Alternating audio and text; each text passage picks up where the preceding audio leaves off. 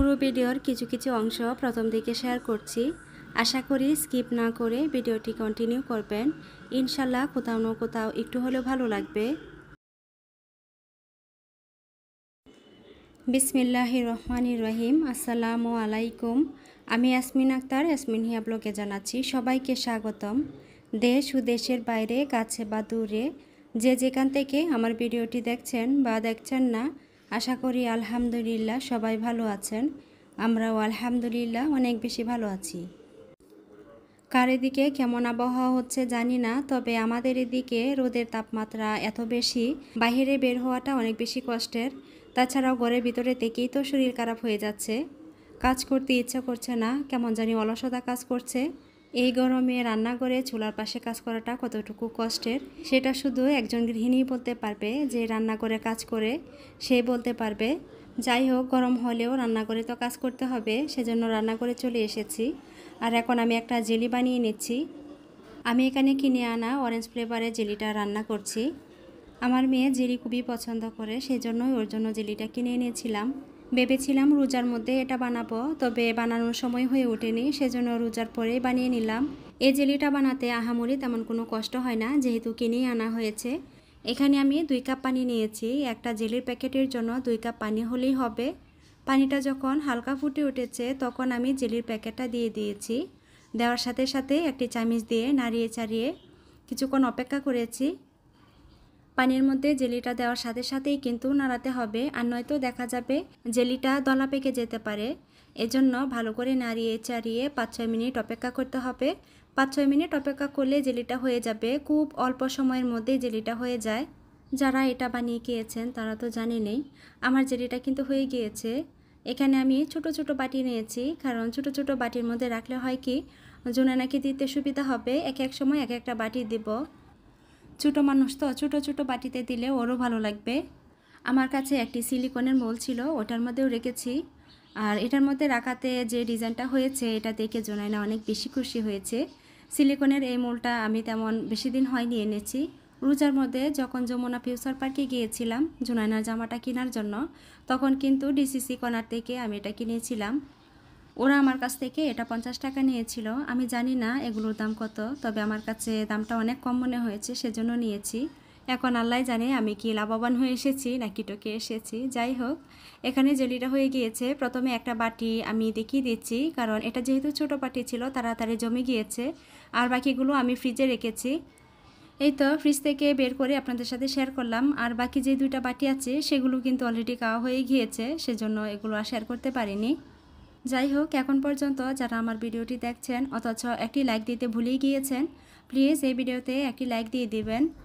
ইদানিং আমার ভিডিওগুলোতে লাইকের সংখ্যা অনেক কম আসে, সেজন্য বলছি আমার কথা বা কাজের কোনো অংশ যদি আপনাদের কাছে একটু হলেও ভালো লেগে থাকে তাহলে প্লিজ ভিডিওতে একটি লাইক দিয়ে দিবেন। এখন হচ্ছে দুপুরবেলা রান্নাবান্না করেছি। রান্নাবান্নাগুলো আমি টেবিলে দিয়ে দিচ্ছি। সকালবেলা নাস্তা আপনাদের সাথে শেয়ার করিনি। আগেই বলেছি অনেক বেশি অলসতা কাজ করছে, ভিডিও করতে ইচ্ছা করছে না, সেজন্য এখানে কোনো রেসিপি আপনাদের সাথে শেয়ার করিনি। রোজা চলে গিয়েছে, রোজার পরে আবারও সেই ব্যস্ততা আমাদেরকে হাতছানি দিয়ে রাখছে। এখন পর্যন্ত বাচ্চাদের স্কুলটা খোলা হয়নি, যার কারণে সকালের ব্যস্ততাটা একটু কম। যখন স্কুল খোলা হয়ে যাবে তখন কিন্তু ব্যস্ততার পরিমাণ একদম পুরোদমে লেগে যাবে। এখানে আমি কয়েক রকম সবজি দিয়ে একটি শুটকি রান্না করেছি। এখানে বেগুন দিয়ে মাছ দিয়ে একটি রেসিপি করেছি, ওইটা পাঁচফোড়ন দিয়ে অন্যভাবে আমি আজকে করেছি। রেসিপিটা আমার এক বান্ধবীর কাছ থেকে নিয়েছি, খেতে ভালোই লেগেছে। বেগুন দিয়ে মাছ দিয়ে সাধারণত যে তরকারি রান্না করি এরকম না কিন্তু এটা। যাই হোক, এখানে মলা মাছ রান্না করেছি, ডাল রান্না করেছি সজনে দিয়ে। আমার ননদিনী কয়েকটা ঢেঁড়স দিয়েছিল, ঢেঁড়সগুলো দিয়ে ভর্তা করে ফেলেছি। খাবারগুলো আমি সবগুলো রেখে দিচ্ছি, কারণ এখন ঘর ঝাড়ু দিব, ঘর মুছবো। ঘরটা ঝাড়ু দেওয়ার আগে আমার মেয়েকে বলছিলাম যে আমাকে হেল্প করো, তোমার সকল খেলনা ঝুড়িতে ওঠাও। সে কিন্তু আলহামদুলিল্লাহ সকল খেলনা ঝুড়িতে উঠিয়েছে। আর সে আমাকে আরও হেল্প করতে চাচ্ছে, বলছে যে আম্মু আমি ঘরটা ঝাড়ু দিয়ে দিই, তুমি তারপরে ঘরটা মুছে ফেলো। ও কথাটা বলার পরে আমি হাসছিলাম আর বলছিলাম ওকে ঠিক আছে যাও, তুমি ঘরটা ঝাড়ু দাও। সে কিন্তু ঝাড়ু দেওয়া কাজে লেগে গিয়েছে। আলহামদুলিল্লাহ, সে ছোটো মানুষ, এতটুকু হেল্প যে সে আমাকে করতে চেয়েছে এটাই তো অনেক বেশি। আসলে আমি তাকে আন্তরিকতার সাথে বলছিলাম যে আম্মু, আমি তো অনেক কাজ করছি, রান্না বান্না করছি, ঘর ঝাড়ু দিচ্ছি, ঘর মুছবো, আবার খালা আসেনি। সে আমার আন্তরিকতা শুনে তার মনে অল্প দয়া হয়েছে। দয়াতেই সে বলেছে যে ঠিক আছে, আমি ঘরটা ঝাড়ু দিয়ে দিই, তুমি ঘরটা মুছে ফেলো। আলহামদুলিল্লাহ, মাশাল্লাহ, আল্লাহ আমার মেয়েকে উত্তম জ্ঞান দান করুক। দেখবেন বাচ্চা যখন ছোট থাকে, সেটা ছেলে হোক বা মেয়ে হোক, মায়ের প্রতি অনেক মায়া থাকে। মায়ের যদি কষ্ট হয় বা মা যদি কোনো কারণে কান্না করে, তাহলে কিন্তু বাচ্চাটাও সাথে সাথে কান্না করে ফেলে, তারও অনেক কষ্ট হয়। দোয়া করি সকল মায়ের সন্তানদেরকে আল্লাহ ভালো রাখুক। গোটা মোচার সময় আপনারা লক্ষ্য করবেন ওয়ার্ড্রোবের নিচে অনেক বেশি ধুলা জমে গিয়েছে। এটা দেখেই বুঝতে পারছেন কতটা অলস হয়েছি। আর খালা যখন থেকে গিয়েছে, কাজের চাপটা অনেক বেশি বেড়ে গিয়েছে। তার উপরে ধুলাবালু তো ফার্নিচারদেরকে এত বেশি ভালোবাসে, তারা এখানে বসে থাকতেই বেশি পছন্দ করে। একদিন বা 2 দিন কেউ পরিষ্কার না করলেই মনে হবে যে তারা বছরের পর বছর এখানেই বসেছিল আর এখানেই বসে থাকবে। এই হচ্ছে ধুলাবালির অবস্থা। যাই হোক, এখানে আমি আরেকটা টব পরিষ্কার করে নিচ্ছি, এটা অনেক দিন ধরে পড়েছিল। আর এখানে যে গাছগুলো দেখতে পেয়েছেন, এটা আমার এক বান্ধবীর কাছ থেকে এনেছি। এটাকে আসলে ফুলের টব বলা যায় না, এখানে দই ছিল, দই আনা হয়েছিল, তারপরে এটাকে আমি টব বানিয়ে ফেলেছি। ভালো করে ধুয়ে রোদে শুকিয়ে আমি এখানে কালার করেছিলাম। সুন্দর করে কালার করে এখানে আমি এর আগেও গাছ লাগিয়েছিলাম, তবে ওই গাছটা মরে গিয়েছে। আর এই গাছগুলো যখন এনেছি, ভাবলাম যে এটার মধ্যেই লাগাই, এই গাছগুলো এখানে হয়তো ভালো লাগবে। এই গাছটা আমি কালকেই লাগিয়েছি, তবে সময়ের অভাবে এটাকে আমি পরিষ্কার করতে পারিনি। এখন আপনাদেরকে সাথে নিয়ে পরিষ্কার করছি। আমি ছোট একটি কাপড় ভিজিয়ে তারপরে সুন্দর করে মুছিয়ে নিয়েছি। এখানে 3টি গাছ লাগিয়েছি, তার মধ্যে 2টি গাছ আছে ছোট ছোট। এই 2টি গাছ লাগানোর পরে বারবার মাটির সাথে মিশে যাচ্ছিল, মানে পড়ে যাচ্ছিল, সেজন্য 2টি শলা দিয়ে আমি গাছগুলোকে সোজা করে রেখেছিলাম। এখন দেখলাম যে ওরা আর মাটির সাথে মিশে যাচ্ছে না, সেজন্য শলাগুলো সরিয়ে নিলাম।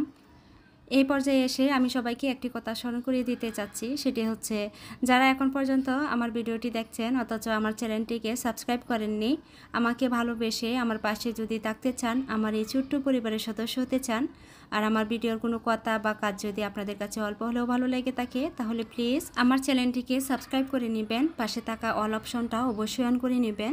এতে করে পরবর্তীতে আমি যদি কোনো ভিডিও আপলোড করি, তার নোটিফিকেশান আপনার কাছে পৌঁছে যাবে, আর আপনি চাইলে সময় সুযোগ মতো আমার ভিডিওগুলো দেখে নিতে পারবেন।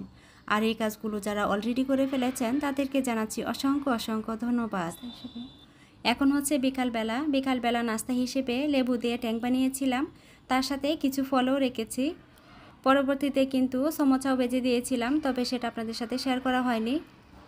এখানে 3টা বাটি এনেছি, আর 3টা বাটি দেখতে আমার কাছে ভালোই লেগেছে, সেজন্য আপনাদের সাথে শেয়ার করছি। সবচেয়ে বেশি ভালো লেগেছে 3টা বাটি 100 টাকা নিয়েছে, একটার ভিতরে 3টা বাটি। আমি যখন দেখেছিলাম ভেবেছিলাম তো একটা বাটি, পরবর্তীতে যখন উনি আমার কাছে দিল, বললো যে এখানে 3টা বাটি আছে। যে দোকান থেকে এনেছি এই দোকানে যে কোনো কিছু নিলেই হচ্ছে গিয়ে 100 টাকা। গিয়েছিলাম জুনাইনার বড় পুবির বাসায়, ঈদের দাওয়াত দিয়েছিল। দাওয়াত খেয়ে আসার সময় কিন্তু এই দোকানে আমার মেয়ে আটকে গিয়েছে, সে খেলনা কিনবে। তো ওর দাদু ওকে খেলনা কিনে দিয়েছে, আর আমি এটা নিয়ে এসেছি। এই বাটিগুলো যে অনেক বেশি মজবুত তা না, তবে 100 টাকা হিসেবে বাটিগুলো কিন্তু বেশ ভালোই লেগেছে আমার কাছে। বাটিগুলো নিয়েছি, এখানে ফল টল কেটে রাখা যাবে, অনেক সময় দেখা যায় ফ্রিজে সবজি কেটে রাখি, তখন এই বাটিগুলো ব্যবহার করা যাবে। এখন আমি বাটিগুলো ধুয়ে রেখে দিব। আমরা যারা ব্লগ ভিডিও তৈরি করি সবাই কিন্তু সবার মতো চেষ্টা করি সুন্দর একটি ভিডিও তৈরি করার জন্য এবং আপনাদের সাথে শেয়ার করার জন্য। তার ভিতরেও কিন্তু কিছু ভুল ত্রুটি থেকে যায়, কারণ ভুলের ঊর্ধ্বে কেউ না, কথা বা কাজে অনেক সময় অনেক ভুলই হয়ে থাকে। আমার কোনো কথা বা কাজে যদি কোনো ভুল ত্রুটি থেকে থাকে, তাহলে সেটা আপনারা ক্ষমা সুন্দর দৃষ্টিতে দেখবেন। আমার ভিডিওগুলো আপনাদের কাছে কেমন লাগে আমাকে জানাতে পারেন, এতে করে আমার কাছে ভালো লাগবে, আমি বুঝতে পারবো কোন জায়গায় আমাকে আরও ভালো করতে হবে। এই কয়েকদিন সবাই খুব ব্যস্ততার ভিতরে সময় কাটিয়েছেন, আমিও কাটিয়েছি, ঠিকমতো ভিডিও দেখতে পারিনি। ইনশাল্লাহ আজকে থেকে আবারও ভিডিও দেখব, সবাই আমার জন্য দোয়া করবেন। এই তো বাটিগুলো ধোয়া হয়ে গিয়েছে, বাটিগুলো ধুয়ে রেখে দিয়েছি। এখন কিছু কাপড় চোপড় ভাঁজ করে নিব। কাপড় চোপড়গুলো বাজ করতে করতে আপনাদের কাছ থেকে বিদায় নিব। এখন যে কাপড়টা রাখতে দেখেছেন এটা কিন্তু একটা হিজাব। এই হিজাবটা আমি বানিয়েছি, শেষ দিকে আপনাদের সাথে শেয়ার করব। এটা একটা টুকরা কাপড় ছিল, ভাবলাম যে জুনানার জন্য একটি হিজাব বানিয়ে ফেলি। কাপড়টা এত নরম, যেহেতু ছোট বাচ্চা এই নরম কাপড়টা দিয়ে যদি হিজাবটা বানায় তাহলে অনেক ভালো লাগবে, সেটা ভেবে হিজাবটা বানিয়েছি। আর যখন পরেছে তখন দেখতেও ভালো লেগেছে। সবগুলো কাপড় বাজ করা শেষ হয়ে গিয়েছে। এখন কাপড়গুলো আমি জায়গা মতো রেখে দিয়েছি। এখন হিজাবটাও দেখিয়ে দিয়েছি। আশা করি ভিডিওটি সবার কাছে অল্প হলেও ভালো লেগেছে। সবাই ভালো থাকবেন, সুস্থ থাকবেন, নিরাপদে থাকবেন। আমার জন্য দোয়া করবেন। আল্লাহ হাফেজ। আসসালামু আলাইকুম।